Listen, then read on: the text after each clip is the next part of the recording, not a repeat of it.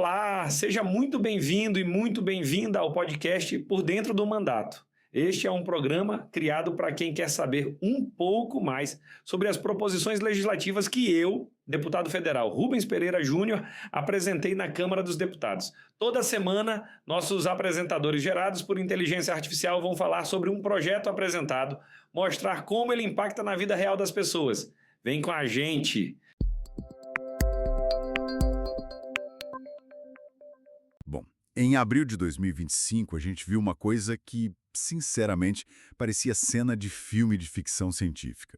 Uma operação, chamada de Operação Storm, usou inteligência artificial para tentar influenciar as eleições na França. E não foi pouca coisa, viu? Não. A gente está falando de uma campanha que gerou, mais de 55 milhões de visualizações nas redes. E não era um erro orgânico, não era um meme que viralizou sem querer. Era algo cirúrgico. Exato. Um ataque totalmente coordenado cruzando o X, o Facebook, o Instagram, tudo projetado para mexer com uma das maiores economias do planeta. Sabe o que é fascinante aqui? O nível de automação desse evento na Europa meio que virou a chave para governos do mundo todo. Soberania hoje não é mais sobre quem tem mais tanques na fronteira. A guerra de verdade, essa guerra moderna, ela está acontecendo de forma totalmente invisível. Nos feeds, né? Na tela do celular. Exatamente, nos bastidores das redes sociais. E é por isso que o assunto de hoje é tão urgente. Certo. Vamos desvendar isso, porque esse cenário de guerra cibernética é justamente o que pauta a nossa investigação minuciosa de hoje.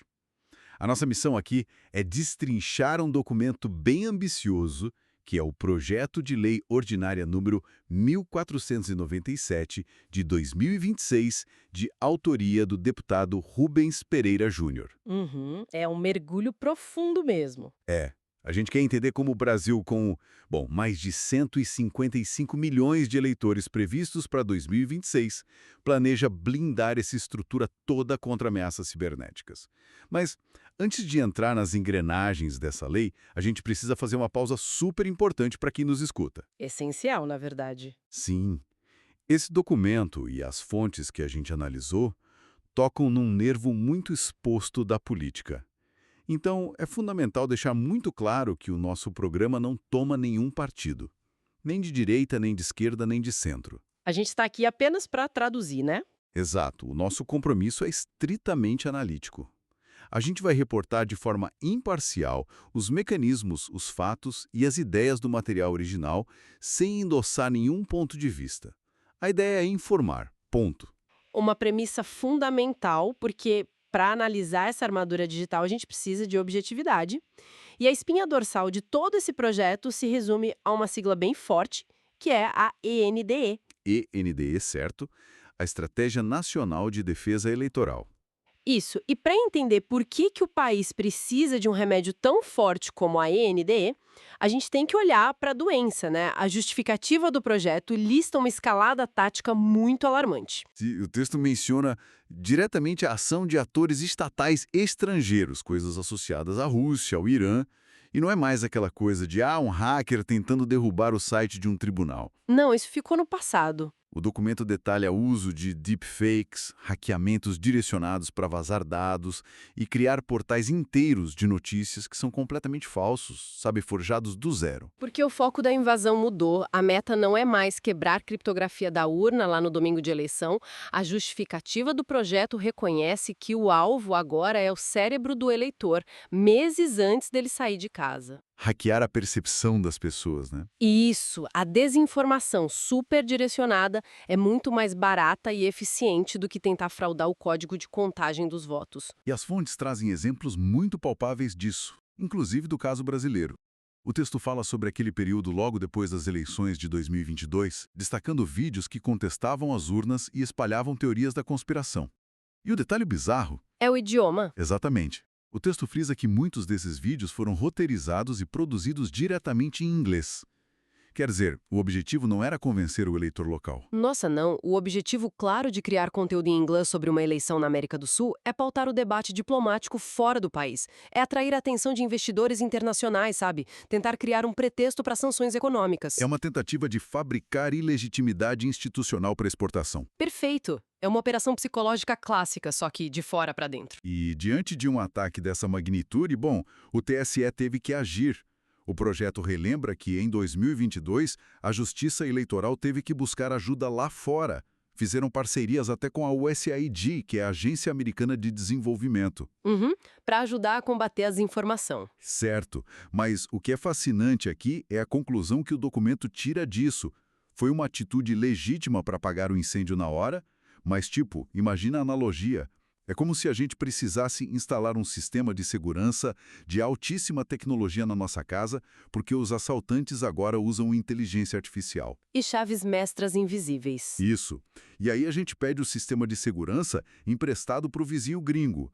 Funciona para emergência, mas a gente precisa das nossas próprias regras. Exato. A lei diz, basicamente, que depender de agências estrangeiras acendeu um alerta gigante. Um país soberano não pode terceirizar a defesa das suas eleições. A gente precisa de uma estrutura nossa, permanente. E é aí que entra o tal do escudo, né? A resposta a esses ataques de nações inteiras. Porque não dá para jogar tudo nas costas da Justiça Eleitoral. O PL 1497 propõe uma força-tarefa de Estado A ENDE. e uma força-tarefa pesada. O texto coloca a coordenação disso na Presidência da República, mas com uma pegada interministerial. Então você senta na mesma mesa o Ministério da Defesa, da Justiça, das Relações Exteriores, Comunicações e até a ABIN. A Agência Brasileira de Inteligência é unificar tudo: polícia, diplomacia, militares. E o braço prático disso é o SOC eleitoral, certo? O Centro de Operações de Segurança Eleitoral. Isso mesmo. Um centro funcionando 24 horas por dia, 7 dias por semana. Espera aí, deixa eu fazer o papel do advogado do diabo aqui, porque o texto gera um questionamento meio óbvio. Pode falar. A Presidência da República vai coordenar essa força-tarefa. Mas no Brasil, quem cuida de eleição, pela Constituição, é a Justiça Eleitoral, é o TSE. Sim. Colocar a inteligência cibernética eleitoral na mão do Poder Executivo, que é liderado por políticos com interesse direto em quem ganha e quem perde, não gera um conflito de interesses gigante ou uma invasão na competência do Judiciário? É uma preocupação super válida. Mas o texto do projeto tenta desarmar essa bomba logo no artigo 23. Eles deixam explícito que a lei não prejudica e não reduz as competências nem do TSE, nem do Ministério Público. Ah, então tem uma trava jurídica ali. Tem, e mais do que isso, o TSE ganha o que a lei chama de um assento técnico nas operações desse SOC eleitoral. A divisão de tarefas é bem clara, na verdade. Como assim? O SOC, com toda essa tecnologia do executivo, ele age como um radar. Ele detecta anomalia, rastreia a intrusão de hackers ou de bots e gera o relatório técnico. Mas a caneta para processar, para punir um partido ou impugnar um candidato, essa continua na mão do juiz. Entendi. É uma integração para dar um músculo técnico que a Justiça Eleitoral não teria como pagar sozinha sem tirar o poder de decisão do tribunal. Exatamente. Uma parceria defensiva, não uma substituição de poderes. Certo. Mas aí a gente chega num ponto crítico. Bloquear o ataque estrangeiro, impedir a inteligência artificial russa ou iraniana é ótimo. Só que não adianta nada blindar o servidor lá fora se quem mora aqui desconfia da própria infraestrutura, né? Nossa, sim. Confiança é tudo. E é por isso que o projeto gasta tantas páginas falando das auditorias das urnas. Como é que o texto tenta fechar esse cofre de vez? Bom, a palavra de ordem da lei é publicidade extrema. O projeto obriga o TSE a promover auditorias que sejam independentes, públicas e presenciais em todas as eleições. Todas elas. Todas. Estamos falando de auditar código-fonte, testar os hardwares e, principalmente, realizar testes de penetração em massa. Testes de penetração que o pessoal de TI chama de pentest, né? É basicamente pagar para hackers profissionais tentarem quebrar o sistema de propósito, para ver onde estão as rachaduras. Isso, forçar a barra ao máximo. E a lei divide essa maratona em 3 fases cruciais. Na fase pré-eleitoral, eles fazem os testes de lógica e precisão, validam a matemática da coisa. E durante o dia de votação? Aí o foco muda para monitoramento de logs em tempo real, identificar se tem alguém tentando invadir a rede no momento em que o país inteiro está conectado. E, finalmente, na fase pós-eleitoral, entra a checagem das evidências. E quem são as pessoas que podem fazer essa auditoria? Porque, fazer uma analogia de novo, é como você contratar um crítico de gastronomia independente para avaliar um restaurante. mas com a regra de ferro de que ele não pode ter recebido um centavo do chefe do restaurante nos últimos anos. Adorei a analogia porque é exatamente isso que a lei faz. As regras para credenciar os auditores são incrivelmente rígidas. O texto diz que não pode participar quem teve qualquer contrato comercial, consultoria ou conflito de interesse com as empresas que fornecem sistema para o TSE. Nossa, E não é só no ano da eleição. A lei exige uma quarentena de 5 anos. Se a pessoa prestou serviço para o fabricante da urna 5 anos atrás, tá fora.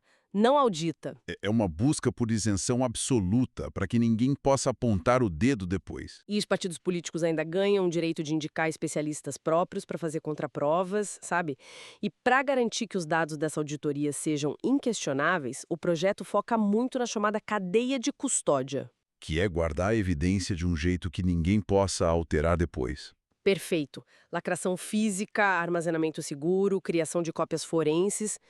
Se conectarmos isso a um cenário mais amplo, o que o projeto quer é gerar um registro matemático imutável. Se surgir uma teoria da conspiração um mês depois, a justiça vai ter um rastro digital provando que a fraude não existiu. Impressionante o nível de detalhe. Mas uma eleição não é feita só de código-fonte e urna, né? Eleição é campanha. E campanha custa muito dinheiro e vive nas redes sociais. Aí a gente entra na parte mais polêmica. É aqui que a coisa fica realmente interessante para quem nos escuta. O dinheiro e os dados. O que o projeto faz sobre a influência financeira estrangeira. O PL 1497 passa a navalha. Fica proibido categoricamente qualquer tipo de doação, financiamento ou até consultoria política vinda de pessoas, empresas ou governos estrangeiros. Mas e os intermediários? Porque ninguém deposita dinheiro na conta oficial do candidato com um carimbo do governo russo, né? O texto é muito esperto nisso. Ele proíbe também a triangulação. Tenta pegar ONGs de fachada, criptomoedas não rastreáveis e estruturas focadas em mascarar de onde o dinheiro realmente vem. Tá. E quando esse dinheiro vira anúncio na internet? O que acontece com as gigantes da tecnologia? Aí o texto enquadra as plataformas que ele chama de ter uma atuação significativa no Brasil, as famosas Big Techs. Elas vão ter obrigações pesadíssimas. Tipo o quê? Abrir os dados. Exatamente. A lei exige relatórios periódicos sobre os anúncios políticos impulsionados, a identificação imediata de contas ligadas a governos de fora e total transparência sobre a microsegmentação. Essa palavra é chave. Microsegmentação. A gente precisa explicar a gravidade disso. Não estamos falando de, eu pesquiso sobre tênis de corrida e aparece um anúncio de tênis para mim. Não, de jeito nenhum. No ecossistema político, a microsegmentação permite que um ator mal intencionado pegue uma mentira e entregue exclusivamente para o celular de, digamos, idosos de uma pequena região, no meio da madrugada. E o anúncio some de manhã. Nenhuma agência de checagem viu, nenhum juiz viu, é invisível. É por isso que a lei está exigindo que as redes sociais abram essa caixa preta. E eles também precisam guardar os logs, que são os rastros técnicos de conexão, e entregar tudo na hora, se a ANG ou o TSE pedirem. E o próprio documento diz que isso não surgiu do nada. Eles se inspiraram fortemente no Digital Services Act da União Europeia, o DSA. Então, o Brasil está tentando criar um paralelo legal com a Europa para não ficar à mercê de regras de uso escritas na Califórnia? Exato. É o Estado dizendo para as Big Techs que quem manda na proteção informacional do país é a lei local, não os termos de serviço das plataformas.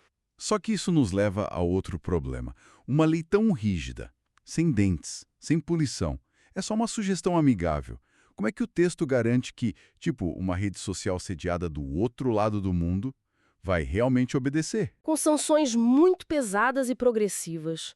A lei fala de multas milionários, bloqueio de contas, proibição de a empresa firmar contratos com qualquer área da administração pública e, no limite, a suspensão judicial do serviço no Brasil. Eles podem literalmente mandar desligar a plataforma no território nacional. Sim, em casos de reincidência grave. Além disso, o projeto propõe que o Ministério das Relações Exteriores atue internacionalmente.